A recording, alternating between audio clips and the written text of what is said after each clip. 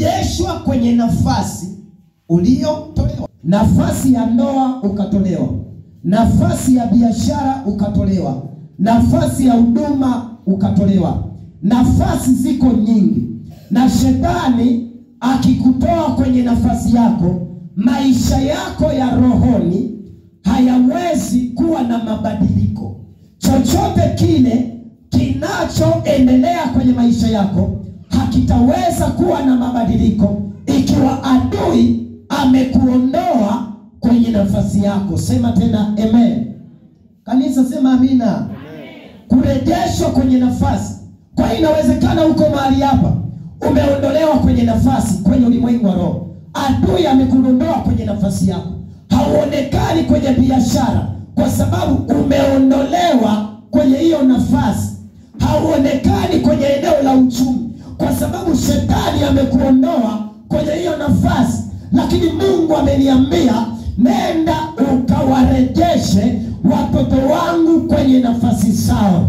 Kwenye nafasi ya ndoa kamrejeshe, kwenye nafasi ya mahusiano kamrejeshe, kwenye nafasi ya huduma kamrejeshe, kwenye nafasi ya uchumi kamrejeshe, kwenye nafasi ya biashara nenda kamrejeshe.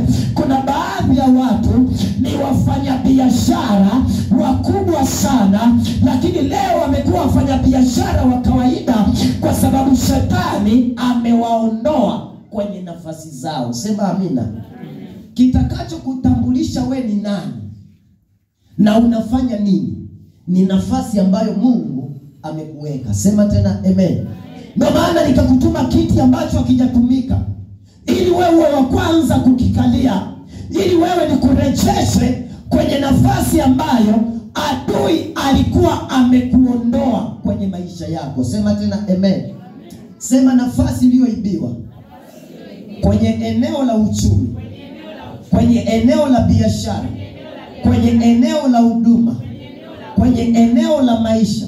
Sema hiyo nafasi lazima nirejee. Sema tena lazima nirejee. Sema kwa jina la Yesu. Lazima urejeshwe kwenye nafasi yako.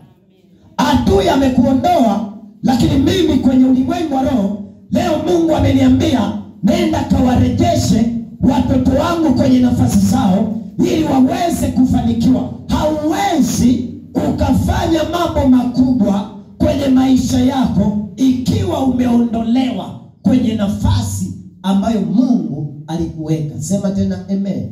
Amen. Huwezi ukafanya vitu vikubwa, huwezi ukafanya vitu vya kihistoria, huwezi ukafanya mambo ya kushangaza watu, ya kushangaza jamii ikiwa adui ondoa kwenye nafasi yako. Lazima ufanye mambo ya kuwashangaza watu kwenye biashara yako, kwenye uchumi wako, kwenye huduma yako, kwenye ndoa yako, kwenye kazi yako, ukiwa umekaa kwenye nafasi yako. Sema tena amina. Unaitwa nani? Unaitwa Grace. Unaitwa Grace. Muombe Mungu au kwa lugha nyingine hukubaliki. Unanisikiliza mama? Alafu vitu vingi kwenye maisha yako vinakimbia. Haujui ufanye nini. Naona vitu vinapotea kwenye mikono yako. Chanzo ni roho ya kukataliwa. Chanzo ni roho ya kukosa kibali. Huna kibali. Sioni kama kuna chochote utakifanya kwenye maisha yako kitabadilisha maisha yako. Sioni. Kwa sababu umetupiwa roho ya kukataliwa. Utakataliwa na kila kitu. Yaani utakataliwa na fedha, utakataliwa na biashara, utakataliwa na watu. Wakati mwingine utakataliwa hata na ndugu. Umetupiwa roho. Nimekuelewa. Umenielewa? Hiyo kitu ipo kwenye maisha yako. Ndio. Hasira. Yaani naona una hasira ambayo waliowaleta kwenye maisha yako wanaondoka. Unaweza ukashangaa mtu ambaye umekaa naye miaka mingi ameamua kuachana na wewe tu bila sababu yoyote. Kumbe shetani alipopata kamlango. Mama Joshua.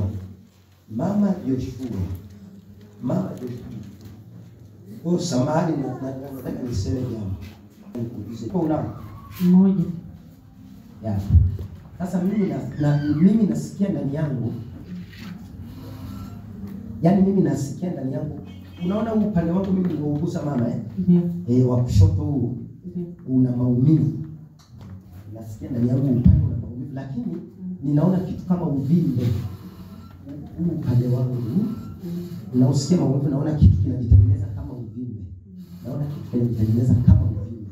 Lakini mimi wakati mwingine nasikia maumivu tu, sijui maumivu ni ya nini.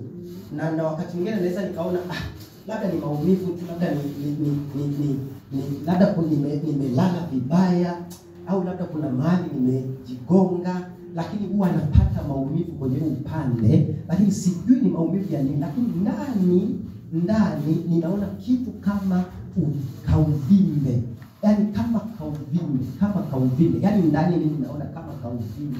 Mama, ni nani anapata hiyo shida kwenye familia yako? Mimi mwenyewe kuna kipindi upande wangu na tatizo hilo. Maana kuna aliniambia.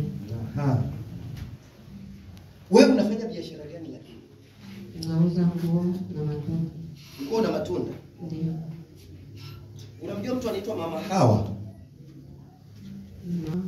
Hata mimi nikuangalia hivyo ujui chana. Ila wewe umevalishwa roho za kichawi. Wewe ni mbaya sana. Yes.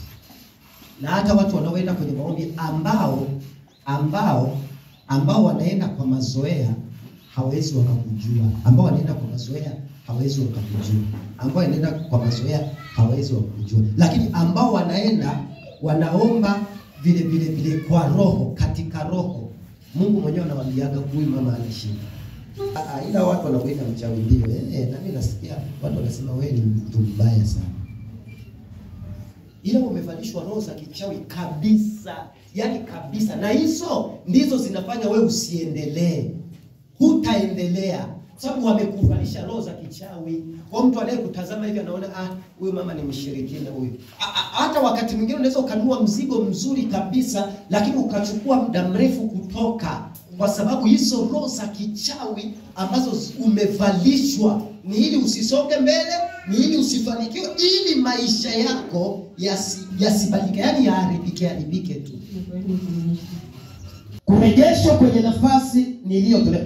Sema kurejeshwa kwenye nafasi niliyotolewa. Nafasi uliyotolewa ndio Mungu leo anataka akurejeshe. Anakurejesha wapi? Kwenye nafasi ambayo adui alikuondoa. Kila mtu alizaliwa kwenye nafasi yake. Alizaliwa kwenye nafasi yake. Na hiyo nafasi uliyozaliwa kwenye ulimwengu wa roho, kiko kiti ambacho kiliandaliwa kwa ajili yako. Nikisema kwa habari ya kurejesha kwenye nafasi yako uliyotolewa, maana yake ni Mungu aliandaa hiyo nafasi kabla wewe haujazaliwa.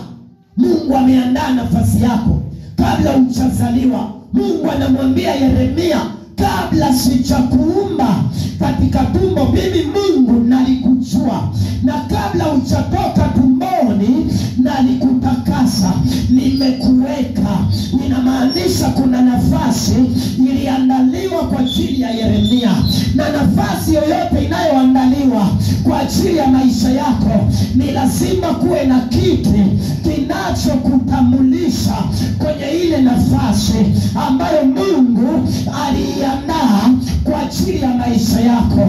Kwa hiyo haijalishi wewe uko mahali hapa, haijalishi mimba ilikuwa haijatungwa, mtoto achazaliwa, hata mimba ambayo haijatungwa, Biblia inasema ya kwamba huyo mtu kwenye ulimwengu wa roho yupo, nafasi yake ilikwisha kuandaliwa.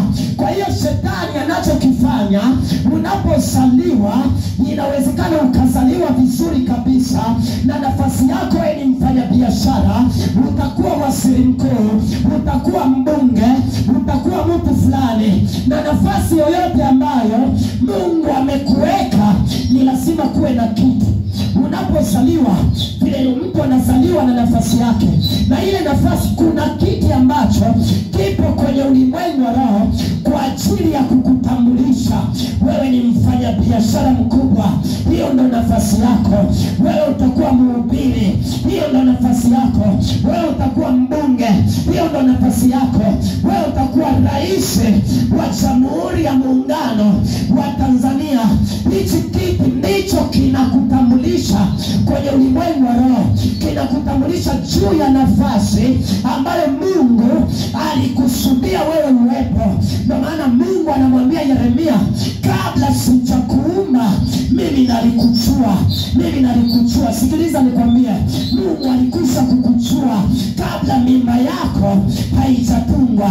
Mungu alikwisha kukujua kabla mama yako na baba yako hawajakutana, mimba yako ikatungwa ukazaliwa wewe. Mungu alikwisha kukujua.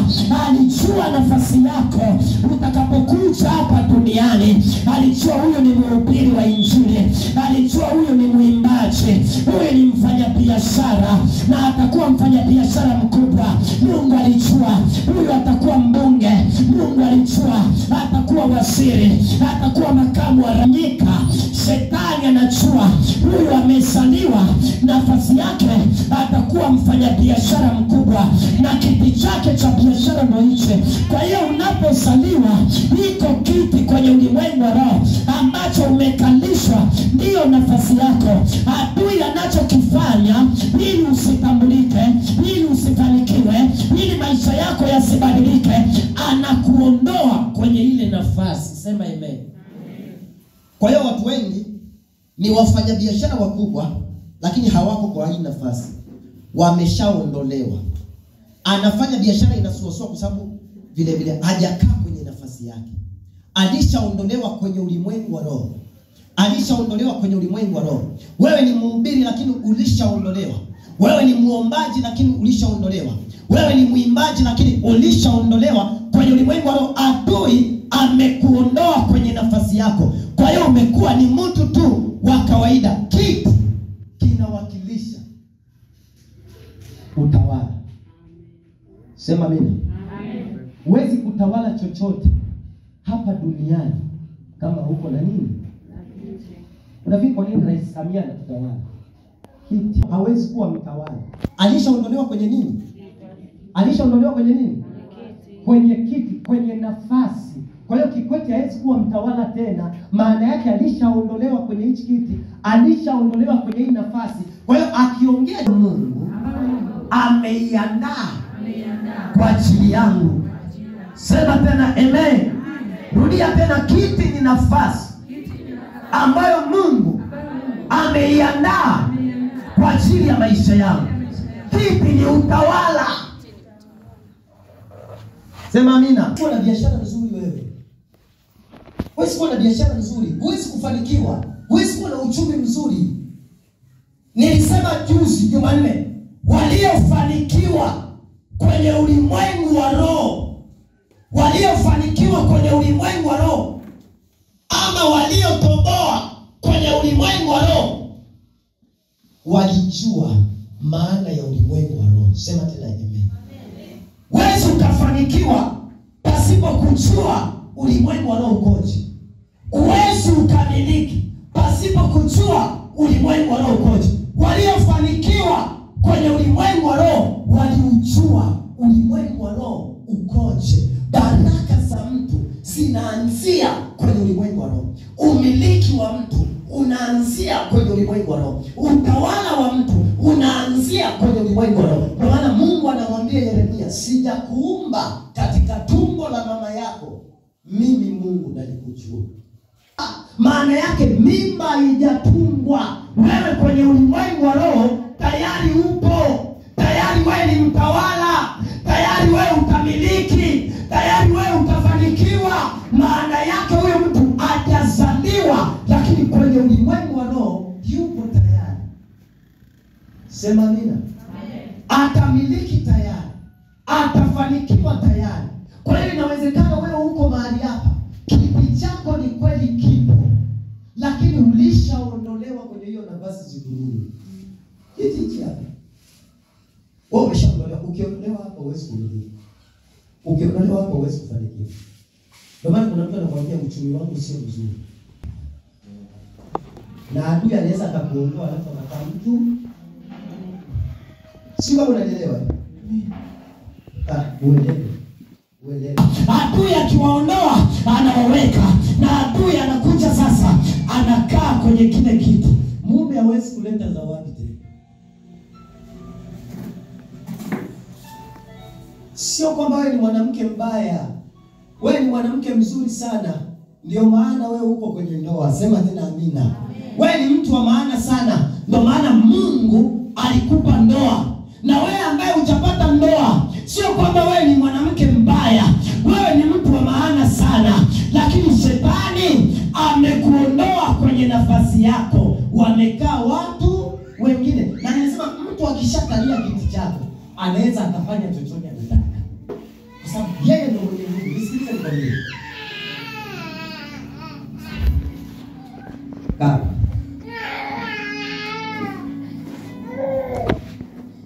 Ya kumiliki ndoa, kumiliki mahusiano, kumiliki biashara, kumiliki chochote kile unachokihitaji kizuri, ni lazima uwe kwenye kiti chako ambacho ndo nafasi yako ya kuweza wewe kumiliki. Sema tena amen. Sema kwa jina la Yesu. Adui alionitoa kwenye nafasi yangu, kwenye nafasi yangu ya kumiliki biashara nzuri, kumiliki ndoa nzuri, kumiliki mahusiano mazuri, kumiliki kazi nzuri. Sema kwa jina la Yesu. Sema leo ninarejea kwenye nafasi yangu. Sema nitamiliki biashara nzuri, nitamiliki fedha, nitamiliki viwanja, nitamiliki magari, nitamiliki nyumba. Sema nitamiliki vitu vizuri. Sema amina. Umiliki euro, pesa za nje ya Tanzania, umiliki kwa jina la Yesu Kristo. Sema nina amen. Yes. Lazima tumiliki. Sio mtu unampa hata pesa, unampa dola, yani haelewi. Yani haelewi dola ni nini. Haelewi. Unaenda nchi za wenzetu, unaanza kutumia pesa zao. Hauelewi. Kwa mikono yako kuna vitu haijazoea. Kuna mtu ukimpa milioni leo, anasema nataka niende labda hata Dar es Salaam. Yani hajui afanye nini. Yani ukimpa milioni anataka aanzishe safari. Niliwahi kumwambia vita kwenye huduma, unakataliwa kazini, unakataliwa kwenye biashara, mume wako anakukataa, hata chakula unachopika anasema ni chakula kibaya. Kumbe adui alishakuondoa kwenye nafasi yako. Ninakutangazia leo, ninakurejesha kwenye nafasi yako. Nyota yako ikang'ae kwenye biashara, kwenye mahusiano, kwenye ndoa, na chochote unachofanya ukiwa umekaa kwenye nafasi yako ukafanikiwe. Sema tena amen. Sema nitamiliki biashara nzuri, uchumi mzuri, ndoa nzuri, kazi nzuri. Sema nitafanikiwa. Sema tena amen. Kwa hiyo adui akikuondoa kwenye nafasi yako kwenye ulimwengu wa roho, hauwezi ukatawala. Kwa maana nikasema ya kwamba kiti ni nafasi yako ya wewe kutawala. Unatawala nini? Uchumi mzuri. Unatawala nini? Biashara nzuri. Unatawala nini? Kazi nzuri. Unatawala nini? Ninataka kila aliyeko mahali hapa, Mungu achilie neema ya kutawala kwenye nafasi yake. Kama ni magari, ukatawale gari zaidi ya moja. Kama ni viwanja, ukatawale viwanja zaidi ya kimoja. Kama ni nyumba, uwe na nyumba zaidi ya moja. Mungu achilie neema ya kumiliki na kutawala kwenye maisha yako kwa jina la Yesu. Adui aliyekaa kwenye nafasi yako na ukashindwa kutawala, tunaenda kumuondoa, alafu tunakukanisha kwa jina la Yesu. Sema tena amen. mambo yanaanza kubadilika. Mtu, kazi ya mtu, uchumi wa mtu, chochote kizuri kinaanzia kwenye ulimwengu wa roho. Ndio maana wachawi hawadili na ulimwengu wa mwili. Wachawi wanadili na ulimwengu wa roho. Sema tena amen. Amen. Sema nina. Amen. Wachawi wanadili na ulimwengu gani? Yes. Biblia inasema Yesu akazaliwa mashariki ya mbali, akazaliwa mashariki ya kati. Mamajusi walikuwa mashariki ya mbali, wakaona nyota. Walionaje nyota? Mamajusi ni wataalamu wa nyota, walikuwa wanacheza na ulimwengu wa roho. Wakajua, wakasema yuko wapi aliyezaliwa? Alafu wakasema ni mfalme. Walijuaje Yesu ni mfalme? Walicheza na ulimwengu wa roho. Zaburi 119. Nataka tusome maandiko alafu utaelewa kile mimi nakwambia. Zaburi 113 mstari wa 19. Zaburi 113:19. Biblia inasemaje? Tasoma. Ndio. Bwana ameweka kiti chake cha enzi mbinguni. Bwana ameweka kiti chake cha enzi mbinguni. Kanisa sema Bwana ameweka kiti chake cha enzi mbinguni. Bwana ameweka kiti chake cha enzi wapi? Mbinguni. Ndio watoto wake. Mungu kaleta akaacha shule. Yaani niliwaanzisha shule la kwanza. Nilifanya kwa mama kwa ajili ya matatizo. Lakini Alikuwa na matatizo gani? Huyu ni mimi mwenyewe. Mimi mwenyewe nilikuwa naumwa. Kabidi watoto wakaniamisha mwangu. Sasa ilikuwa familia ni kubwa. Sasa nikachukua uhamisho mwangu. Nikaleta Mikocheni kwa kuna mashamba kusho wake atoe laki. Akamwambia mwenye familia ni nini? Amina hawezi akatoa laki. Amina ni yupi? Ndio. Waliokusudia utaaibika, hautaaibika. Amina. Sawa? Ninakuombea. Piga magoti niangalie. Nyosha mikono, tamka neno kwa huyu dada. Huyu binti, tamka. Kila roho iliyoachiliwa asisome, vunja. Kila roho ya kumchelewesha asisome, vunja. Chochote kile ambacho kimeweka ukuta, huyu binti akose kibali cha kurudi shuleni, nenda karibu hiyo roho, vunja kabisa. Yaani omba kama vile unaombea binti yako, kama vile unaombea mdogo wako, kama vile unamuombea ndugu yako. Yaani umia kama ni ndugu yako amekosa masomo ya shuleni kwa sababu ya pesa, omba kwa ajili yake.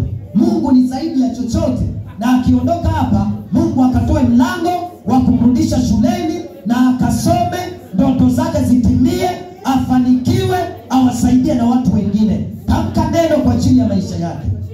Baba, kwa jina la Yesu, asante kwa ajili ya ubintu umeniletea mimi kanisani. Asisome kwa jina la Yesu. Kwa jina la Yesu. Mauti kwa jina la Yesu. Roho ya mauti kwa jina la Yesu. Roho ya mauti kwa jina la Yesu. Kwenye tumbo lake achia. Ramaseke achia. Rimas. Yes. Yes. Uliyekaa kwenye tumbo. Uliyekaa kwenye tumbo. Uliyekaa kwenye tumbo, we bibi. We bibi, we bibi, we bibi, we bibi, we bibi. We bibi. Sheba baba baba baba. Rima baba baba baba baba. Kwa jina la Yesu, we bibi. Kwa jina la Yesu, we bibi.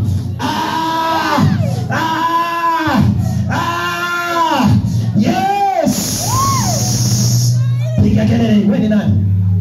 Wewe ni nani kwa maisha? Wewe ni nani kwa maisha yako? Wewe ulioko hapa, wewe ni nani? Wewe ni nani uko hapa? Uko hapa, wewe ni nani? Wewe ni nani? Tamka. Wewe ni nani? Wewe ni nani? Wewe ni nani? Sema haraka, kwa nini uko kwenye tumbo hapa? Na kutenganisha na madhabahu ya asili kupitia kitovu. Na kutenganisha na madhabahu ya asili kupitia kitovu.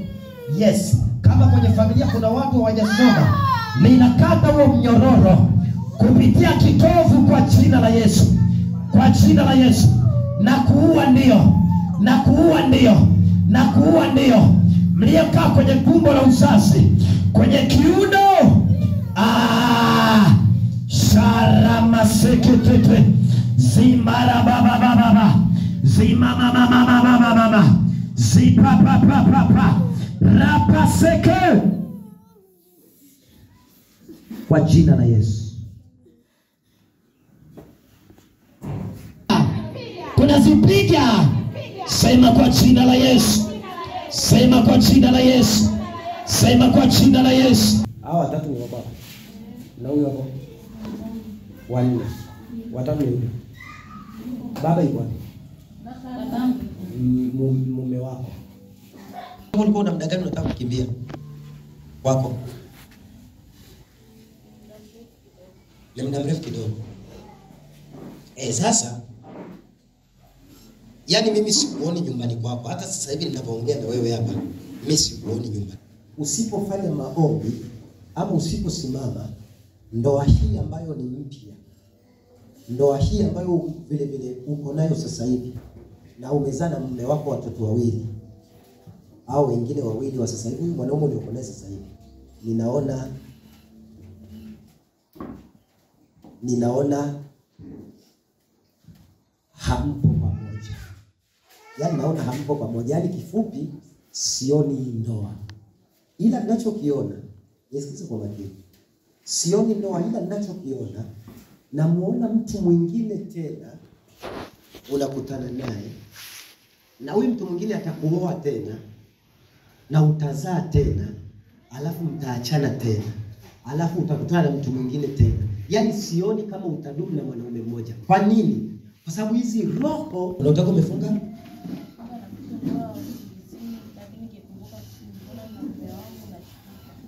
Yani ndoa mimi sioni. Yani ndoa yako imeisha, yani imeshaisha. Ombea ajali, naona ajali. Sawa? Ombea ajali. Alafu ombea usitoke kwenye ndoa. Naona kuna roho inakutoa kwenye ndoa wewe mama. Ombea usitoke kwenye nini? Kwenye ndoa. Alafu omba kwa sababu naona kuna mtu anaenda kuchanganyikiwa.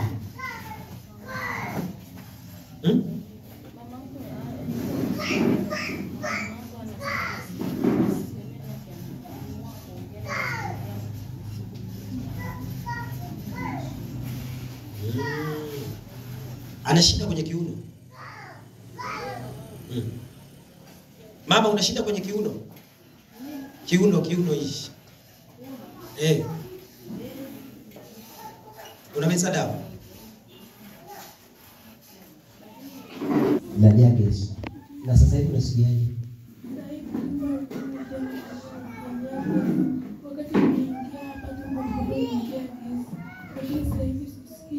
Yesu usikike.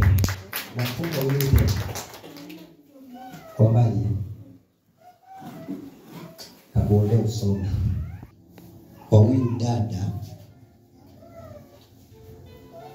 ninaivunja na ikataa roho ya kuachika. Yes.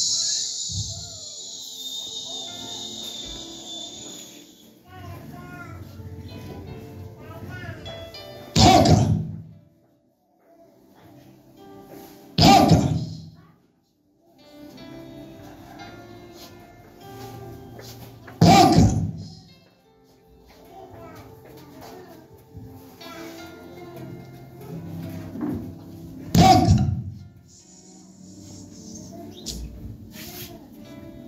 Mwanaume unayemmiliki huyu dada kwa jina la Yesu, mwanamume unammiliki huyu dada na kuona wewe unayemmiliki, ninakutenganisha naye leo. Kuanzia leo nakutenganisha na huyu dada. Hutamiliki ndoa, hutamiliki chochote, hutamiliki maseboko, hutamiliki mayandarabash yebos. Utamiliki ndoa. Utamiliki. Nataka nikuombee, tufanye maombi, nikukalishe kwenye kiti, kwenye nafasi yako, afu nikimaliza nikuruhusu uende kwa jina la Yesu. Sema amina. Sema amina tena. Mtu wa Mungu, nataka nasikia ndani yangu nikuombee eneo linahusiana na uchumi. Pesa tu. Pesa tu, Mungu ananiambia ombea pesa.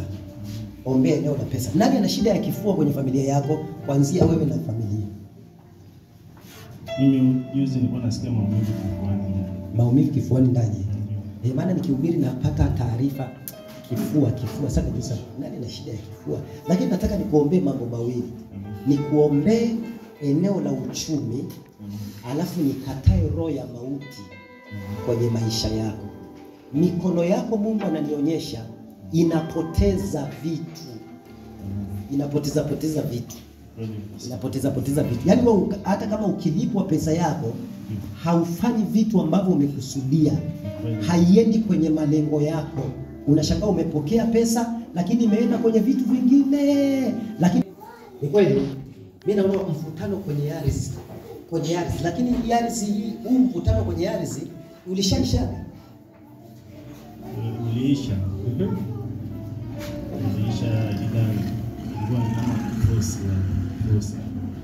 Uliisha kwa kuforce. Kwa sababu mimi sio. Unafanya biashara gani? Umeacha? Kwa nini? Unataka kujua? Au unataka kujua? Nitakuombea. Kuna kanema fulani na kauli nitakuombea huko kwenye hilo eneo. Ndio. Nasheboko ya ndarabasi.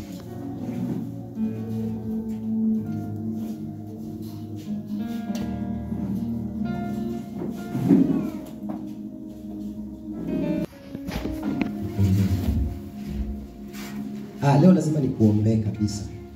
Mikono, miguu, roho ya mauti na ile ardhi pale nitaiombea.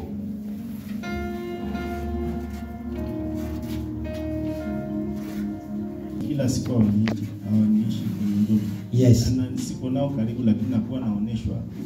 Au uko nao karibu lakini unaonyeshwa. Vita yako kubwa ni watu wako wa karibu. Yaani wewe hauna vita ya kufanyia. Alafu nitakupa kama mwezi. Maadui zako wataanza kujidhihirisha. Wataanza kuropoka. Utawafahamu kabisa. Na ukiwafahamu utasema kumbe hata baba mdogo ni wewe. Kumbe hata mdogo. Tunaikansel. Laana yoyote tunaikansel. Kwa jina la Yesu na kwa damu ya Yesu.